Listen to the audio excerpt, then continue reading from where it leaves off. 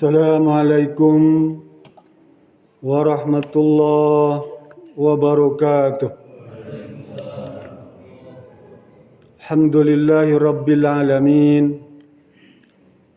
Wassalatu wassalamu ala asyrafil anbiya wal mursalin Sayyidina Muhammadin wa ala alihi wa sahbihi ajma'in. Amma ba'du. Di dalam sebuah hadis yang diriwayatkan oleh Abu Hurairah radhiyallahu anhu, qala Nabi sallallahu alaihi wasallam, ya'ti 'alan nasi zamanun la yubali al-mar'u ma akhadha minhu aminal halal aminal haram. Rawahul Bukhari. Kata Rasulullah SAW, akan datang suatu masa atau zaman di mana banyak orang sudah tidak memperdulikan mendapatkan sesuatu itu, memperoleh barang itu, apakah barang itu dihalalkan atau barang itu diharamkan secara syariat. Hadis sahih. Zaman itu akan sampai orang gak urusan lah, gak peduli, masa bodoh dengan urusan halal haram tuh. Baik yang berkaitan dengan makanan, pakaian, harta, pokoknya gak urusan lah. Itu akan sampai, Pak. Ya. Tapi alhamdulillah di negeri kita ya, Indonesia nih, karena mayoritasnya banyak para ulama, negeri ini dibangun juga oleh para ulama, para pejuang-pejuang muslim, menyadari hadis tadi, maka dibuatlah ketentuan tentang sesuatu atau benda. Apakah benda itu bisa dinyatakan halal atau benda itu dinyatakan haram. Sekalipun masih terbatas, Pak. Masih sangat terbatas, masih jauh sekali.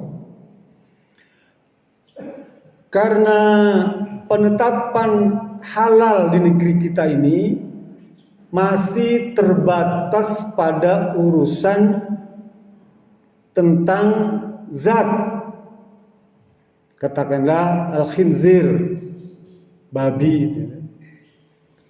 Inilah hebatnya teknologi yang dikomandani oleh orang-orang kafir nih, Pak. Mereka tahu orang Islam itu, ya, umat Islam, kalau di dalam tubuhnya mengandung benda zat yang haram, kata Rasulullah, maka doanya tidak akan dikabulkan.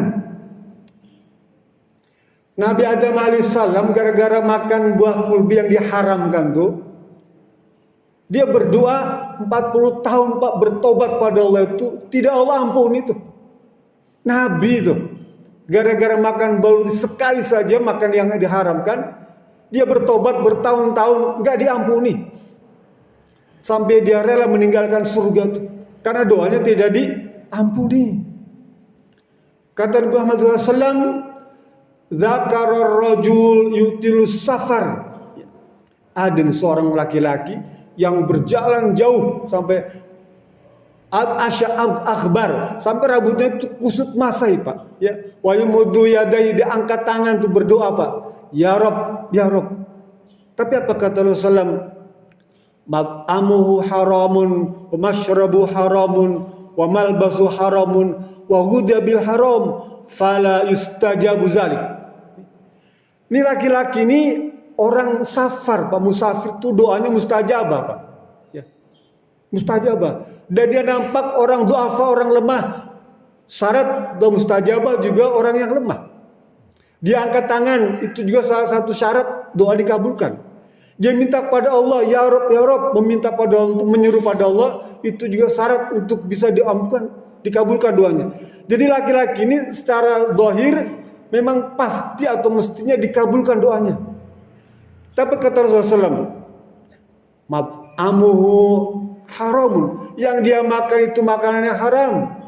Yang dia minum itu minumannya haram. Yang dia pakai itu pakaiannya haram. Dan kebiasaan juga berperilaku yang dilarang. Bagaimana doanya bisa dikabulkan? Dalam hadis sahih. Kembali. Kita nih Pak, menetapkan hal itu baru sebatas yang khinzir. Ya. Lemak babi. Kita mungkin ada tambah sekarang seperti arak, wine, alkohol. Sudah mulai. Ya. Padahal yang diharamkan itu bukan cuma itu. Ada banyak lagi. Apa contohnya?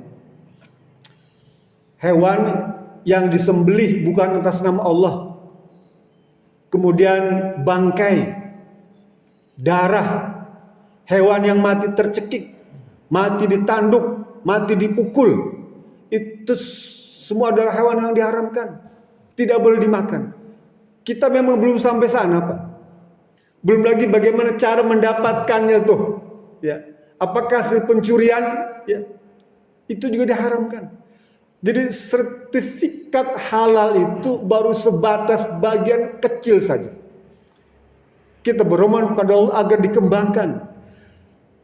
Karena sebenarnya di dalam Al-Quran surat Al-Baqarah 29 Allah berfirman, Huwallazi khalaqalakum ma fil ardi jami'an. Kata Allah nih, dialah yang telah menciptakan seluruh isi bumi nih Pak. Ya, untuk kalian semua. Maknanya sebenarnya banyak yang halal. Banyak yang halal Pak. Semuanya halal. Nih, apa yang ada di muka bumi ini semuanya halal kecuali yang dilarang. Tuh, yang dilarang ini nggak banyak, sedikit saja. Tapi tadi orang kafir ini pinter, dia manfaatkan dengan teknologi itu. Dia merubah yang sedikit tadi itu, contoh lemak babi, wine, khamar itu, alkohol, yang sedikit itu dijadikan bahan tambahan, ya. Bukan bahan baku, bahan pelembab, bahan pelumas yang sekedar aditif, zat-zat aditif. Dia campurkan di dalam jenis makan, obat-obatan dan sebagainya itu pakaian. Di sanalah keterbatasan kaum muslimin di dalam menyikapi perkembangan teknologi ini. Ke depan kita harapkan ya bukan hanya terbatas pada yang halal, karena yang halal itu banyak Pak. Justru yang penting itu yang haram. Ya. Di beberapa negara itu sudah mencantumkan prohibit, larangan bagi muslim. Artinya Pak, sertifikat haram yang utama itu sebetulnya. Kita belum sampai sana, masih ada banyak pertimbangan lain. Ya. Banyak tuh, sekalipun memang ada polemik. Ya, apakah di zaman Nabi dulu ada contoh rokok lah, ya. Di zaman Nabi tidak ada rokok itu, ya. Baru sekarang ada. Maka sebuah perkara urusan ya yang berkaitan dengan apapun yang di zaman Nabi tidak ada, adanya sekarang, digunakanlah ijtihad, ya. Fatwa, tuh fatwa rokok di beberapa negara berbeda-beda.